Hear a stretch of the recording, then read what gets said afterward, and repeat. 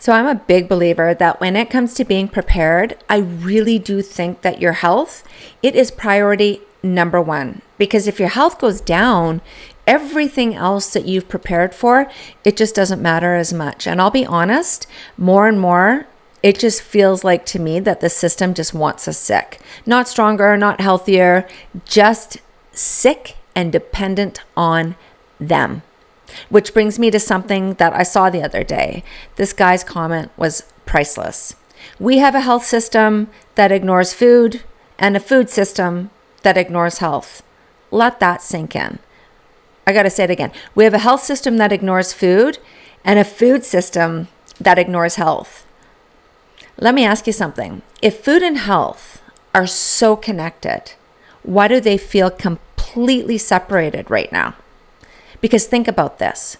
When was the last time that you took a really good look at what's in your food? Like not the calories, not the protein, not the carbohydrates, but the actual ingredients. Like things like, I'm going to try to pronounce this. It's meat glue and it's called transglutaminase.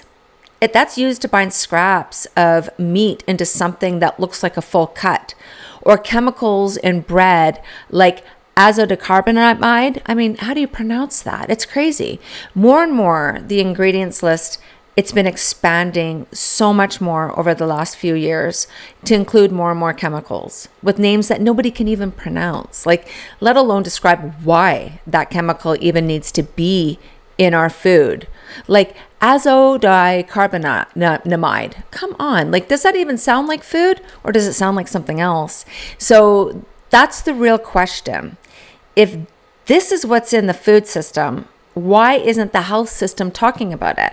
Why aren't more people being told to just start to look at what you're eating first? Instead, they want to treat the outcome, you getting sick, not the input from the poor food quality. It just doesn't make sense to me. Does it make sense to you? I mean, when you start digging, you see patterns, and there are drugs used in livestock to speed up growth. There are packaging methods used to make food look healthier and fresher than it really is. Let me ask you, is this really about health? Or do you think it's about something else? Me, I think it's about something else, a little bit darker. Because when you step back and you take a look at it, we have a food system now focused on shelf life, scale, and profit, and a health system focused on treating symptoms.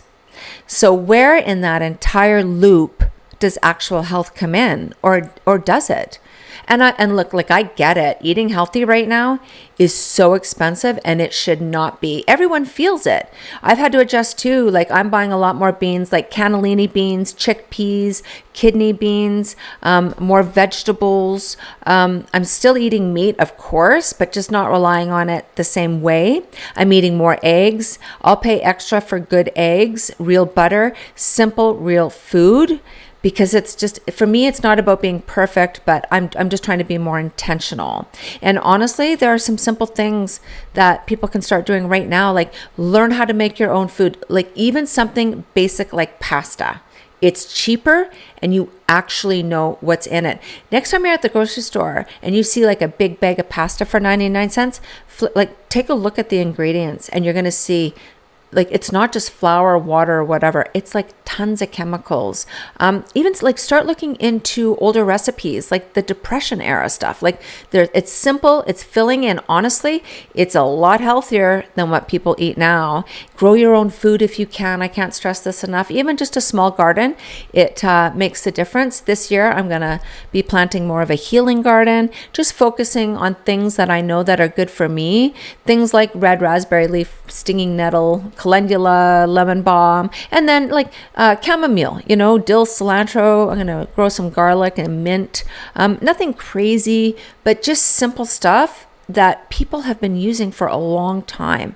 And you can actually use this stuff super easily. Like you can make simple teas with like things like chamomile, mint, raspberry, even lemon balm. Throw in oregano, thyme, garlic into your cooking, your soups, your stews, even your eggs. Fresh parsley and cilantro, add it to meals. It doesn't have to be complicated. I add parsley and cilantro into my bean salad. I meal prep every Sunday and I add it in there every week, and it sits and it's It's good. Garlic, grow that if you can. People have been using that forever. Even something as simple as a basic vegetable soup with herbs from your garden. Because at the end of the day, I'm not trying to be perfect, but I am trying to take more of my control back. And of course, there is a place for modern medicine. There are times when you need it. But I also think that the system, they want people to rely on it for everything now, instead of just starting with the basics first. We got to start looking after our own health again and not just handing it off and hoping for the best.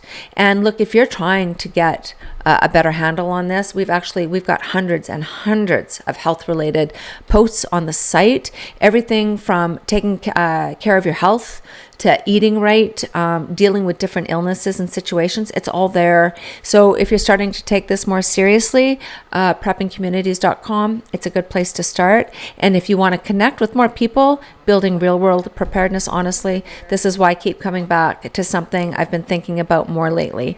Preparedness isn't just about what you have. It is about who you know, who you can talk to, who you can learn from, and who's actually paying attention. Because one person figuring this out alone is very different than people sharing what they're seeing.